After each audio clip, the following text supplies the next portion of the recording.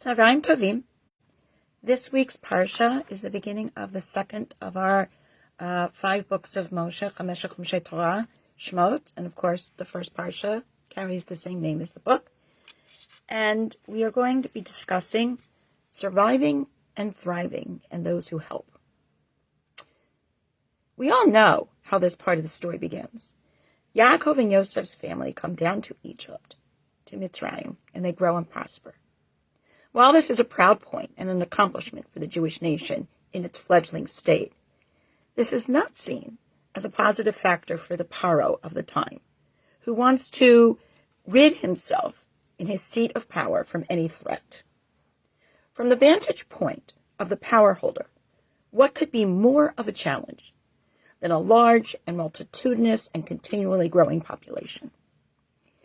Many modern commentators do in fact look at the larger context here, and they explain that in looking at the historical backdrop of the situation, we must consider the following, given what we know from more recent historical chapters of our time. 1.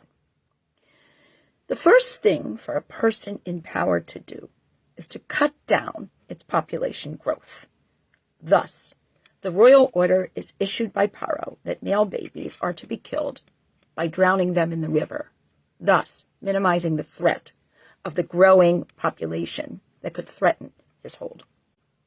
The midwives are to do this job and to kill all the male babies. We will see this dynamic play out in many historical situations.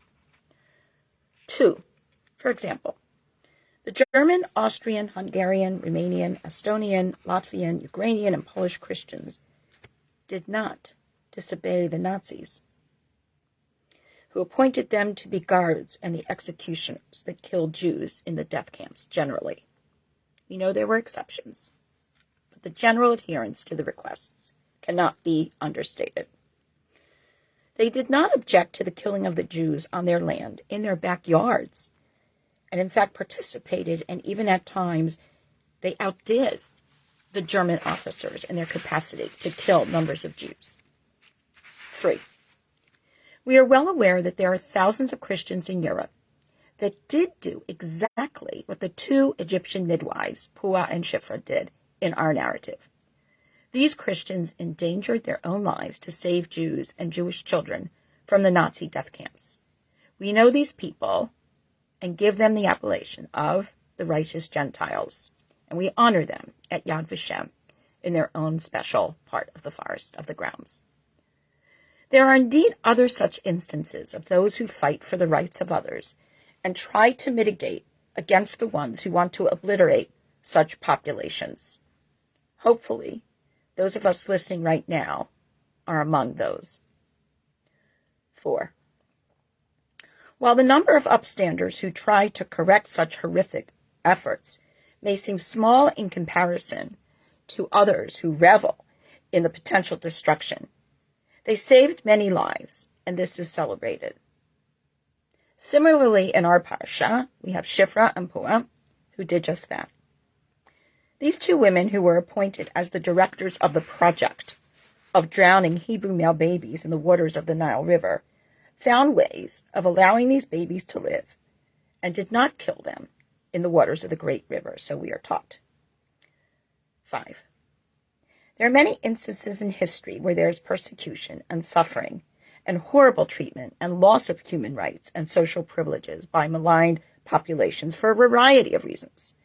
Similarly, we note the presence of resistance in smart and intelligent ways, fueled by belief in foundational values taught to us in our respective faiths.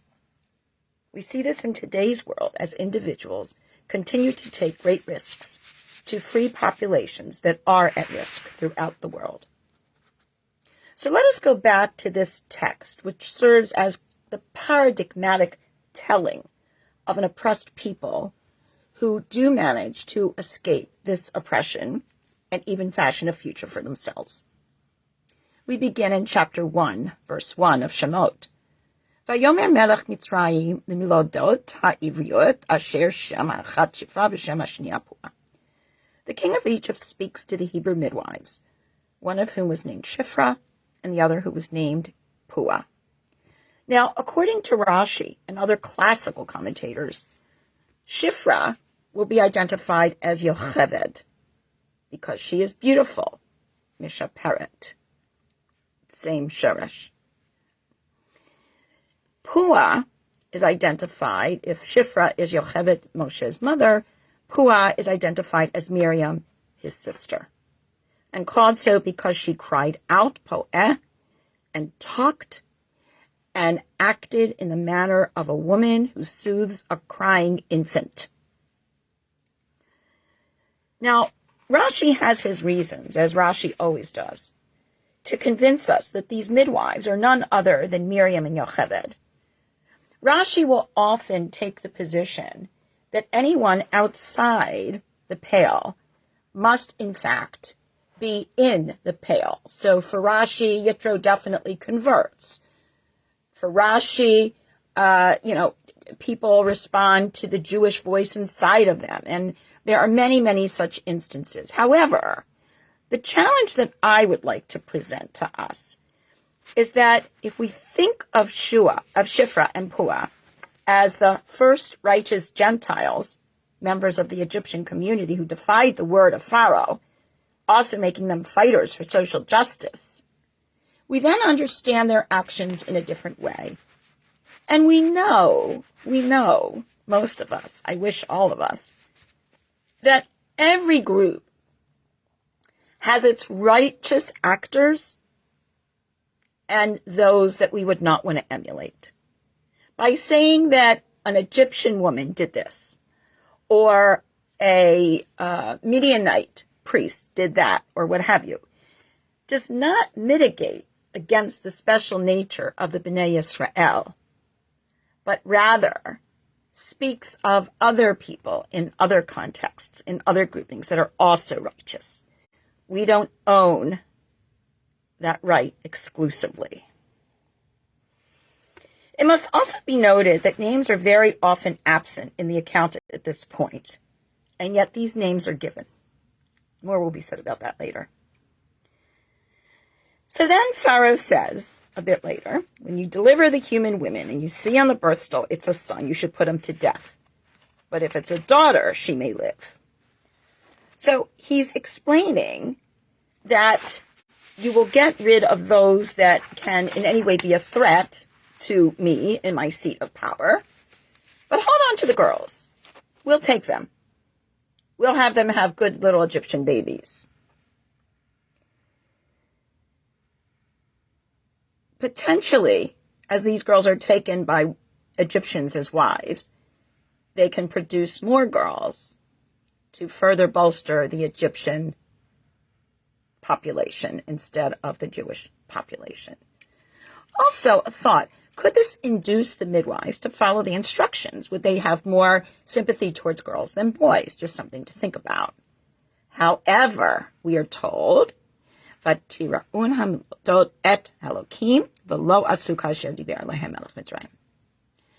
these midwives feared God. They had all for God, Elohim, the God of the Jews, and therefore did not listen to the Melech Mitzrayim, to the king of Egypt, and they allowed the Jewish children, the Jewish boys, to live.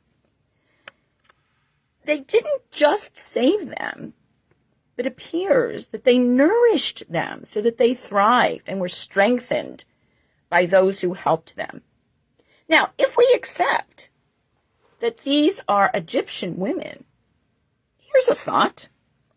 Maybe this is where Moshe learned his own sense of social justice, both from his own family's women, as well as these potentially Egyptian women, whoever they may have been.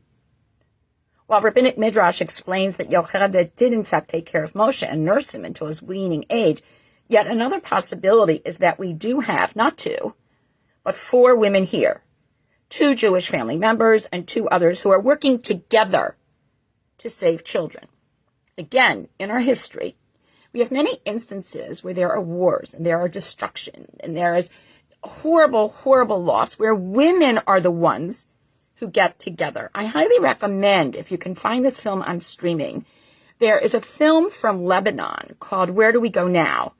And it's about the tension in Lebanon between the Muslims and the Christians and how the women get together to foil the efforts of the men. Granted, it's a little bit racy at certain times, but it's definitely worth watching if you can get a hold of it. We know that often throughout history, it is the women who will try to influence their communities to care for and provide needed support to all those who are suffering. Maybe that is part of what our story is trying to teach us. To be sure, there's much to unpack here. There are many different perspectives in our midrashic literature.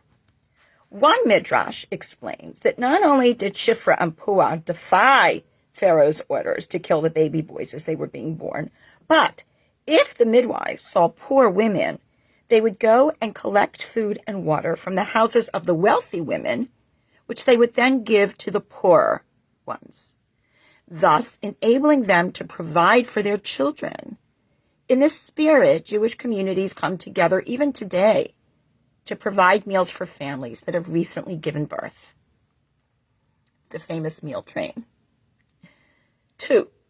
Another midrash relates that these midwives knew that fetuses are liable to be harmed during the delivery process, and they may be born with some physical defect. While helping with the birth, they would pray, "Master of the universe, you know that we did not fulfill Pharaoh's edict, but we seek to fulfill your word. Master of the worlds, may the child emerge unscathed so that the Israelites will not find a reason to speak against us, saying that we wanted to kill them and that they were therefore born with defects." God, we are told in the Midrash, accepts the prayer of the midwives, and all of the children are in fact born without flaws. 3. According to another tradition, in order to avoid such mishaps during the course of the delivery, the midwives pray to God, saying, "Master of the worlds, punish them for their sins now, in some way other than by death, and give them life, so that it will not be said that we killed them by order of Paro." God did as they requested, and that both the mothers and the children live. These midrashim come from Shemot Rabbah, which is our midrashic collection, amplifying what we learn in Shemot and what we read in the narrative. 4. The biblical commentator Malbim believes that Shifra and Puah are not names of people, but rather job titles. One job was helping a mother through the labor process, and the other was cutting the umbilical cord and tending to the baby's needs. He further states that Paro addressed many midwives, not only 2, and not only these 2 were in charge of many. Further, Malbim says that these were righteous Egyptian women who feared God and therefore defied Paro's commands, and makes no mention of them converting, which is another thing that Rashi and our traditional commentators want us to believe. Yitro converts because how could Moshe accept advice from somebody from another group of people who was actually a statesman for that group of people? But maybe looking at Yitro's advice, we see the righteousness in him, we understand the intentionality in him, and again, we learn when we pool our resources together. Though the text refers to them as Hebrew midwives, some options, such as the Malbim, says that they are either converts or non-Jews who deliver the babies of the Hebrew women. In other words, they are not Jewish midwives. They are midwives to the Jewish women. Nechama Leibowitz, a noted 20th century Israeli Bible scholar and commentator, synthesizes these various options presented as follows. Quote, "The identity of these Hebrew midwives, Yaldot HaIvriot, is debated by rabbinic commentators. Many have assumed, as the literal reading implies, that they were Jewish women, but other commentators, such as the Abravanel, suggest that the midwives Shifra and Puah are Egyptians. This interpretation is primarily based on the use of the phrase Yirat Hashem, fearing God, a phrase often used to describe the behavior of exceptional Gentiles in reference to their heroic actions. According to these interpreters, the phrase Milyaldot ha'ivriot, Hebrew midwives, is deliberately ambiguous, and it actually refers to the midwives for the Hebrew women, as we said earlier. If so, Shifra and Puah are the first Gentiles in history, to our knowledge, that will risk their lives in order to save a Jew. Israeli Bible scholar and teacher par excellence, Nechama Leibowitz, remarks about this passage. If we accept that the midwives were Egyptians, then we have a very vital message that becomes apparent here. The Torah indicates how an individual can resist evil. One need not shirk one's moral responsibility under the cover of superior orders. Neither moral courage nor sheer wickedness are ethnically or nationally determined qualities. I'm going to repeat that. Neither moral courage nor sheer wickedness are inherently ethnically or nationally determined qualities. Moab and Amnon produced Ruth and Naamah, respectively. Egypt, 2 righteous midwives. As we continue into chapter 2, clearly there is this community of women who will acquire names who are involved here. We have a man of Levi goes and marries a daughter of Levi. The woman conceives, bears a son, sees that he's good, hides him for 3 months. When she could no longer hide him, she puts him in the basket and puts him at the river's edge. His sister stands from afar, trying to know what's going to happen to him. Note from the text regarding the consistency and trajectory of the narrative, we have to question Rashi and suggest that these are separate people in the same way that we would question Rashi and some of our traditional commentators that would have us believe that Keturah and Hagar are the same people. Because again, the word plagshim is used back there, that Abraham has these second wives, these wives that are now Sarah, and the plural is used. So if we suggest that we have several people here, and even those of different heritages or groupings, then the story takes on an additional tone where, as Nechama Leibowitz said, righteousness and moral responsibility on one side, sheer wickedness on the other, are not ethnically or nationally determined, but rather matters of individual choice and individual personality.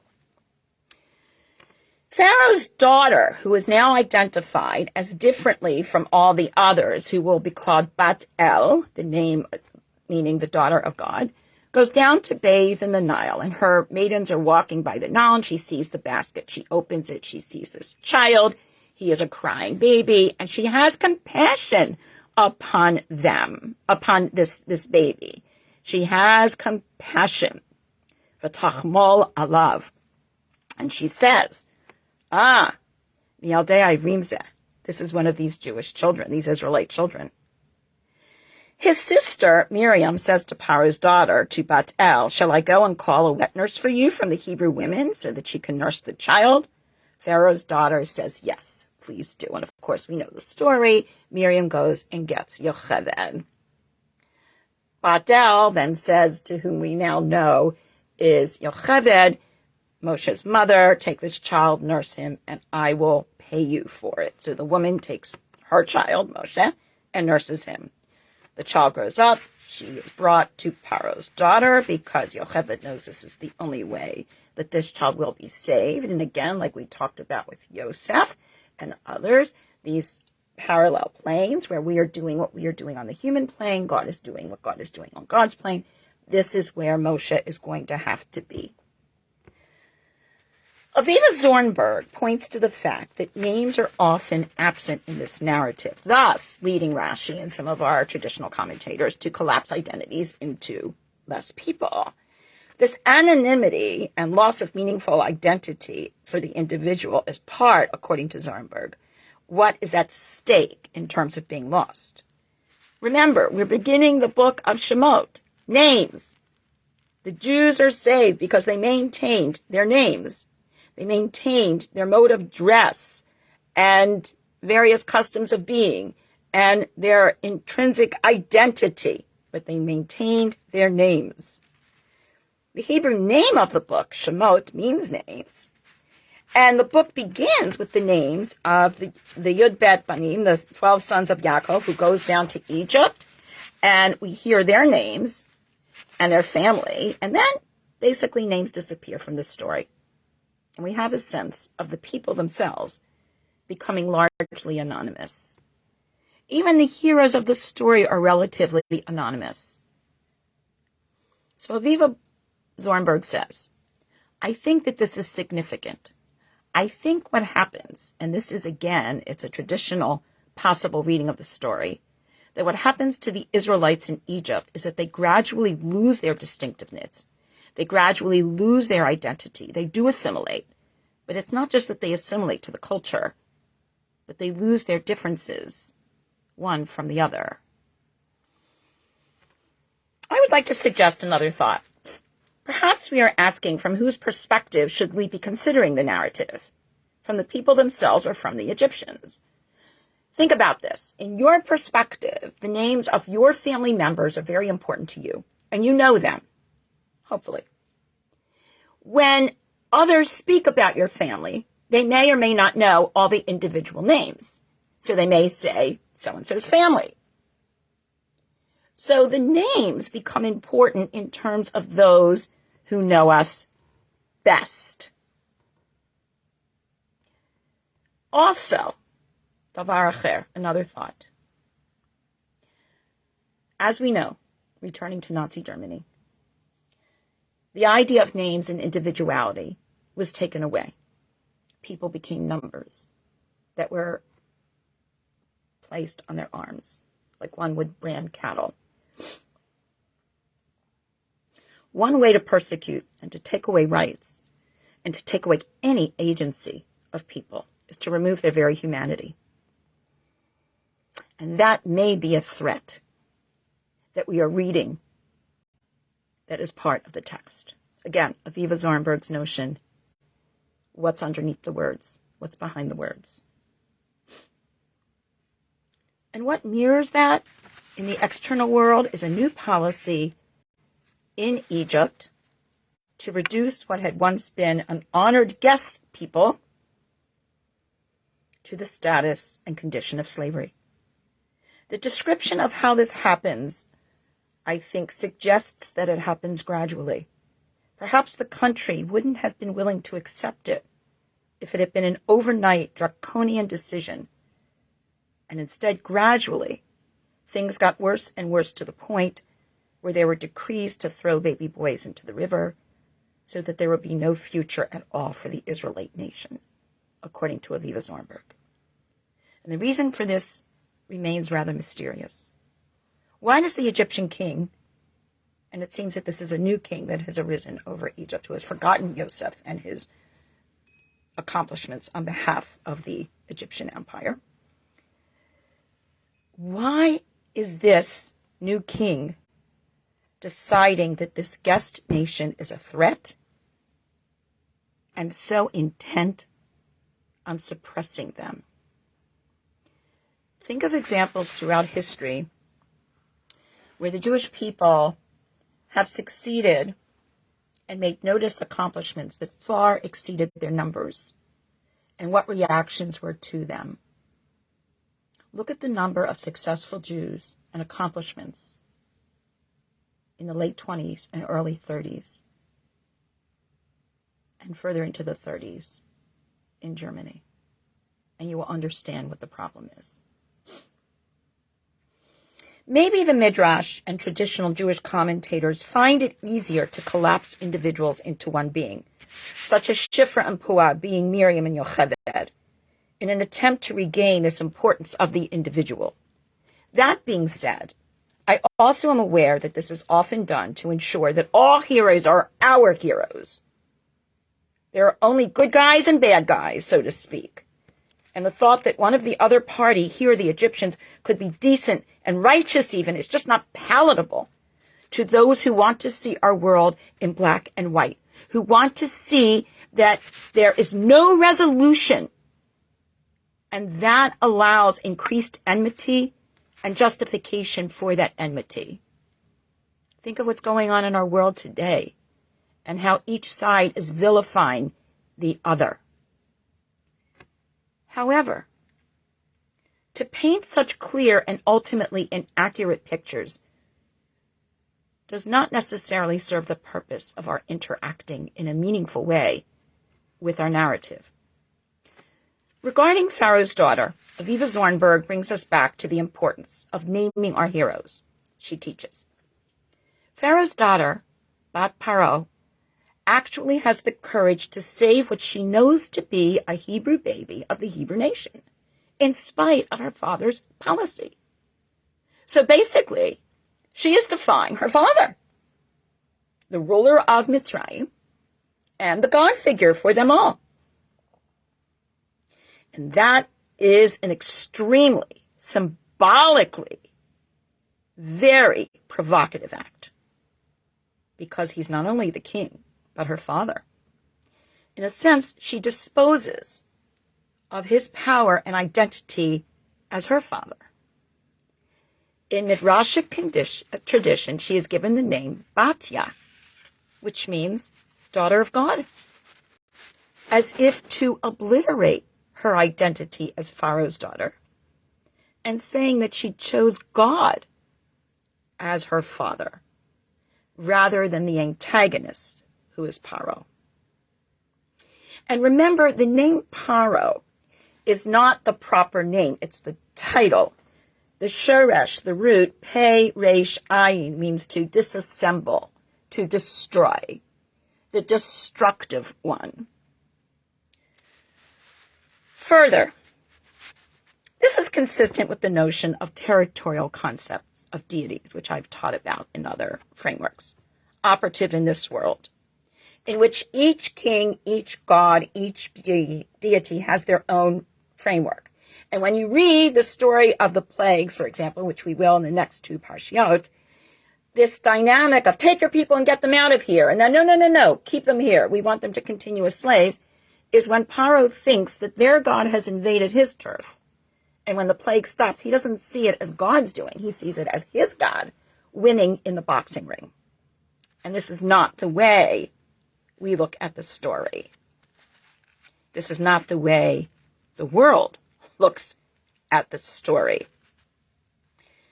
In this world, where all subjects do become nameless in their own right, or are named in terms of the ruler that is recognized, our traditional commentaries who remark that the Jewish nation did hold on to their names and their dress are observed in this parsha through several vantage points. One major one being what happened when they became servants and were subsumed into the Egyptian culture. This narrative may be about both their potential loss as well as their reclaiming their identity. And when they reclaim their identity, they will be the Jewish nation. So if you want to look at this from a transitional identifying point of view in terms of existential crises, they come to Egypt, to Mitzrayim, to these narrow straits, to these challenges, as this family, this burgeoning family that just keeps growing and growing and growing. And then through this shared experience of slavery and of loss of that identity, they reclaim a new identity as a national entity, as a national force. This is exemplified in how Moshe Rabbeinu is named here.